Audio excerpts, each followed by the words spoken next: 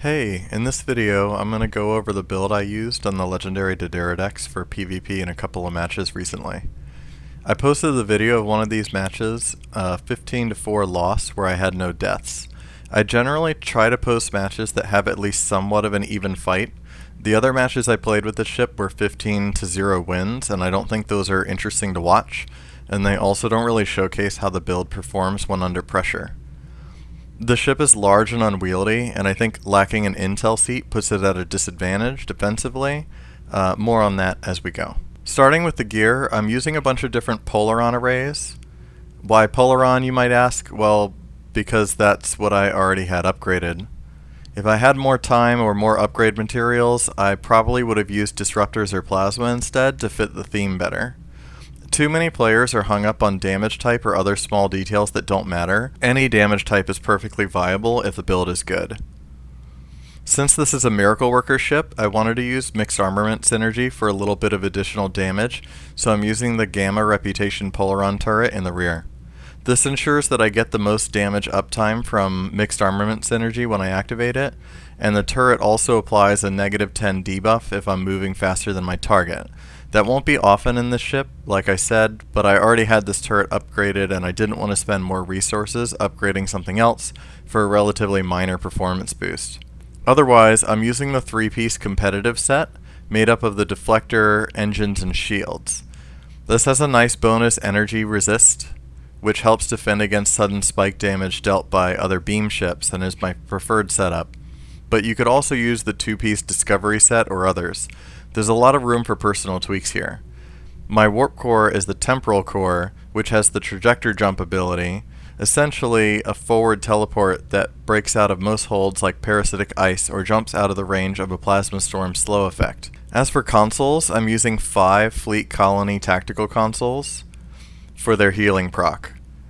After using this in a few matches, I think I could maybe go down to just 4 and use that 5th slot for something else. For example, if I stick with Polarons, I could use the 3-piece morphogenic set for even more critical severity and crit chance without giving up too much in terms of healing. Still, being a larger, slower ship like this makes me an enticing target, so I wanted to be sure I had plenty of survivability. In my engineering slots, first I have hull image refractors. This allows the tactical consoles to spill over into stacks of temporary hull, which is really nice for survivability. Next, I have the Protomatter Field Projector from the Lucari science ship. This is a large AoE regen that can be used to quickly heal up if my temporary HP gets wiped out, but there are plenty of other choices that could go here, for example, DPRM, Reiterative Structural Capacitor, or even something more offensively oriented if you don't need to be as defensive. Next, a Pax Triburnium alloy. These drop for free out of Discovery rep boxes and offer a large hull capacity increase as well as some further resistances against energy damage. There's also a Pax Monotanium console that offers kinetic resistances instead, which could be more useful depending on what enemy you're facing. The last two are more offensive choices, Enhanced Tractor Drones and Hostile Acquisition. Both of these have the added benefits of increasing my base accuracy rating and can be timed well to slow down enemy ships. Enhanced Tractor Drones also disables the activation of Intel Team for a few seconds, so this console can work well for both slowing and preventing Intel ships from activating their stealth ability. I chose these two consoles for another reason too, but I'll talk about that more in the trait section. My science consoles are also defensive. Overloaded Sif linkage provides a large amount of bonus damage resistance for 20 seconds, increases hull regen, and if activated within 10 kilometers of teammates, also increases their hull regen and lowers the damage they take too. The next two are Elachi Rift Jump and Fluidic Phase Decoupler. Both escape consoles can be activated even while disabled, so these are important for that situation. My specializations are Command Primary and Miracle Worker Secondary. Command Primary gives me the ability Boost Morale, which clears all debuffs for the entire team when used. I'm usually watching my teammates' buff bars a lot while in combat, and when I see them in trouble, especially if I'm safe, I'll use this to help them out. Otherwise, I save it to clear the disable from evade target lock when it inevitably bugs out and disables me, even though I'm running Oxidamp and should be immune to disables. Miracle Worker as a secondary gives me some extra resistances as long as I'm healing, and more or less immunity to drains or damage over time effects in most situations. On to the traits. I've got a few that help with more resistances like Context is for Kings, Redirected Armor Plating, and Give Your All. I also have Fresh from R&R, which speeds up team abilities and gives us a control immunity every 30 seconds, and Smuggler's Luck, which is another immunity to control when a shield facing gets wiped out. Pseudo Submission caps off the more defensive traits by providing a placate to help avoid getting focused too easily. Offensively, I'm using Intelligent Agent's Attaché so I can use my Subnucleonic Beam and other captain abilities faster. Self-modulating fire helps land more damage through shields in short bursts, and Terran targeting systems is another 15% critical severity. My final trait slot is the Boimler effect, which is used to ensure cooldowns are at global as much as possible. For Starship traits, I'm using some more standard stuff like Rhythmic Rumble, which despite my slow speed is still valuable for increasing resistances and lowering weapon power cost. Invincible is here to avoid being killed if I make a mistake. Then to help with our beams, Super Weapon Ingenuity keeps beam overload up at all times, and I'm using Superior Area Denial as a debuff since I'm using Scatter Volley anyway, but I could also use something like Preferential Targeting here instead and be just as effective. The last two traits are here more as part of the theme of this build: Carrier Wave Shield Hacking and Rapid Emitting Armaments. These both activate based on Tractor Beam. When Tractor is applied to an enemy, their shields drop from Carrier Wave Shield Hacking. Then, REA fires 3 extremely high damage plasma torpedoes. It is difficult to make this effective in combat, especially with the speed of other ships, but when it lands, it can be quite entertaining. This is also why I mentioned earlier that I chose the console's Enhanced Tractor Drones and Hostile Acquisition. Those two, in combination with the ship's tractor beam, can be effective at slowing someone down so they actually get hit by the plasma torpedoes. As for reputation traits, I'm using Dyson targeting systems to provide more critical severity, and Viral Engine's Overload as another effect that slows down enemy ships and benefits the team. The other 3 traits are more defensive.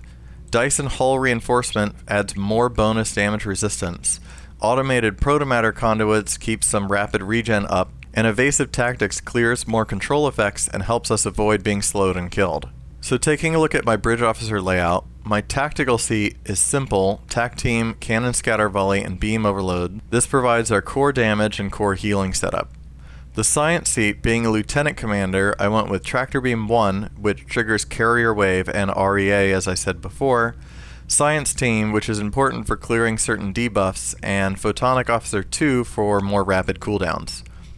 It's worth mentioning that Tractor Beam has the same amount of slow regardless of rank, so there's not really any reason to rework this seat to say run Tractor Beam 3 instead, because in practice there isn't really any advantage to doing so. The last 3 seats are all engineers. I had to squeeze in what I wanted from engineering, but I also wanted to use some Miracle Worker abilities, so that's why it's arranged so strangely. In short though, I have 5 engineering abilities, starting with Engineering Team, which is used for clearing debuffs. I have 2 emergency power abilities, in this case engines and shields, but I could also use Emergency to Aux instead, sacrificing some shield hardness for better stealth detection. Then, Aux to Dampers, which provides an immunity to disable effects like Evade Target Locked when it isn't bugged, and lastly, Reverse Shield Polarity as another measure for keeping the shields topped up. My Miracle Worker abilities are Narrow Sensor Bands 1, which is mainly there for the immunity to placates, and Mixed Armament Synergy, which is a short buff but helps add some punch to our beam overload hits. I did set up an alternate layout where I gave up Reverse Shield Polarity and only used the Engineering Commander seat for engineering abilities. Then, the 2 universal seats left open were both Science Officers with control effects, and I slotted Unconventional Systems. That can give us 4 total control abilities, which means much faster recharge times on universal consoles, which I think could arguably be more effective than the layout that I've shown here. Certainly, it would be more durable that way, but raw damage output would suffer. But I think if we were going purely for outgoing damage, this is not the ship I would use anyway. The last piece is Duty Officers. I'm using a very similar layout to the standard Dogfighter type build here. 20 of 47 increases accuracy drastically, and a con officer recharges evasive maneuvers. I also have a beam overload penetration officer here, and if I'm lucky, it will even help with the damage dealt by the REA torpedoes. Next is a matter-antimatter specialist, which extends the duration of Oxa dampers as well as adding some extra damage resistance, and guarantees 100% uptime on that ability. A warp core engineer clears debuffs when using emergency power abilities, and the last slot is a nurse, which improves hull regen, although I think there are plenty of better options here as well. I said at the start of this video that not having intel is a big disadvantage, and I still think that's ultimately true, especially with the way the game designers have botched the balance between those ships and non-intel ships, made even worse by the intel revamp launch breaking a number of intel abilities and making them more powerful. I hope they'll someday make changes to benefit the balance of the game, but for now I wanted to prove that a decent pilot and a good build can go a long way. Many players want to fly ships they see in the shows or movies, and I suppose I just wanted to show that there's nothing stopping someone if they want to bring that type of ship into PvP, at least as far as the more fair solo duo queues go. Thanks for watching.